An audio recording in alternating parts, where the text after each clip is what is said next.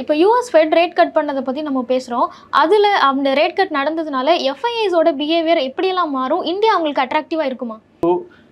இருக்கிற capital erode ஆகாமல் அது இன்னும் மல்டிப்ளை பண்ணுறதுக்கு என்ன பண்ணலாம் அப்படிங்கிறது அவங்களோட ஃபோக்கஸ் இருக்கும். ஏன்னா அவங்களுக்கு கமிட்டடாக கிடச்சிட்டு இருந்த வட்டியிலேருந்து இப்போ வட்டி கம்மியாக இருக்குது. அவங்க அங்கே பாண்ட்ஸை வச்சுருந்துருக்கலாம், இல்லைனா வந்து ஃபிக்ஸட் டெபாசிட்ஸில் வச்சுருந்துருக்கலாம். இது எல்லாமே என்ன ஆகுதுன்னா வட்டி விகிதம் அப்படிங்கிறது வந்து குறைய ஆரம்பிக்குது. அப்போ வட்டி விகிதம் இங்கே குறையும் போது நேச்சுரலாக இதை விட சேஃபர் பெட்டாக அவங்க மெட்டலுக்கு போகலாம், கோல்டோ சில்வருக்கோ போகலாம். அப்படி இல்லைனா வேறு சில நாடுகளுக்கு வந்து அவங்க இன்வெஸ்ட்மெண்ட்டை நோக்கி அவங்களோட இன்வெஸ்ட்மெண்ட்ஸை கொண்டு வரலாம்.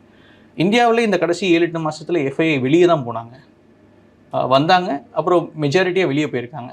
மறுபடியும் வரத்துக்கான வாய்ப்புகள் ஏன்னா இது வந்து கிட்டத்தட்ட 3 வருஷம் லோ. இந்த ஃபெட் ரேட் வந்து கிட்டத்தட்ட 3 வருஷத்தில் இதுதான் இருக்கிறதுலே குறைவான வட்டி விகிதம்னு வச்சுக்கோங்களேன். அப்போது அங்கேருந்து இனி கேபிட்டல் ஃப்ளைட்ஸ் நடக்கும்.